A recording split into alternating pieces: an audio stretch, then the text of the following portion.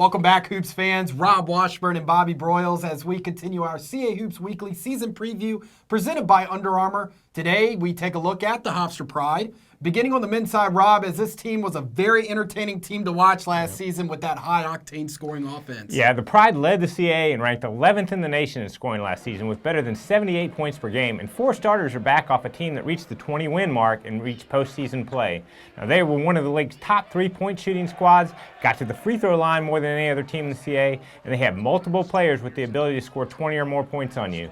If the Pride can shore things up defensively, it could be a special year. High expectations for the Pride as they are picked to win the CA championship coming into the season. You spoke on all the scoring returning this year, and it will all be led by the preseason player of the year, Wanye Green. Yeah, Wanye Green took the CA by storm last season, averaging 17 points per game and leading the conference with over 6 assists per contest. He's one of the most dynamic point guards in the nation and is the spark plug for the Pride. Now, he's joined by another All-CA player in senior Amin Tanksley, who contributed 16 points and over 5 rebounds per game, as well as junior guard Brian Bernardi, who scored 11 points per game and made 95 three-pointers.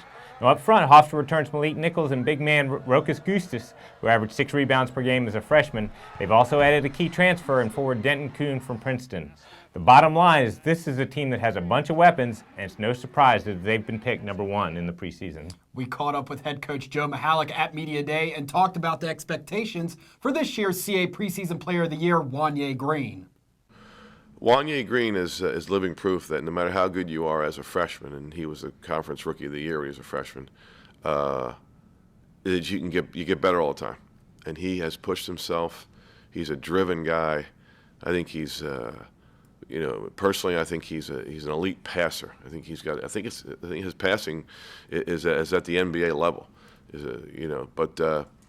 He's a hard-working guy. He's a driven guy. He wants to be great at this game. And he's embraced the idea that this is his last year, and he wants it to be the best year of his life.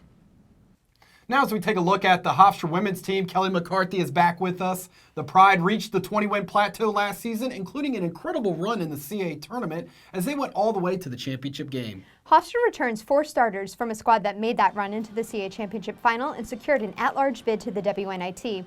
Head coach Krista Kilburn's Stavetsky squad, which was without a senior, was the only team in the league to defeat JMU during the regular season and nearly knocked off the Dukes in the CA championship game. It's going to be fun to see what the Pride has in store this season.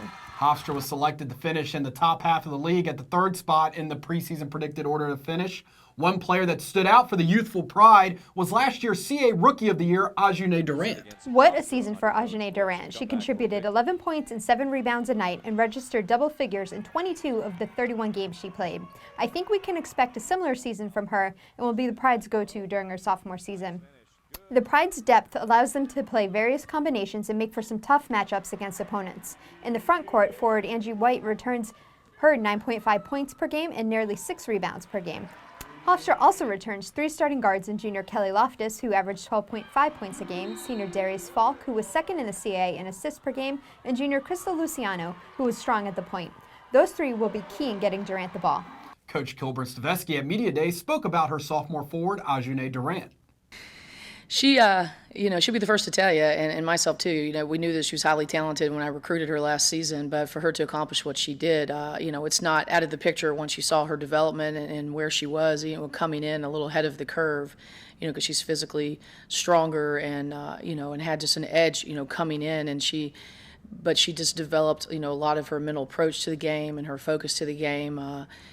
So it was just, I can't be more proud. Not only was she CA Rookie of the Year, then she was All-Met Rookie of the Year for the All-Metropolitan New York, which is a huge accomplishment up in New York, and then she was also National Mid-Major Player of the Year. So, she did have, as you stated, an amazing, freshman campaign. So now, what is she doing? She's working on her versatility. She's working on her range. I think she's stronger than she was even from last year. So, she knows folks are going to be gunning for her, but she's also an amazing team player, too. So all these accolades, they don't mean anything to her, especially outwardly. Her personality is just amazing. She's a consummate team player, and so that is a sweet recipe for success for us this year. That she just does well, and certainly has an outstanding sophomore campaign, and then everybody will join together with her.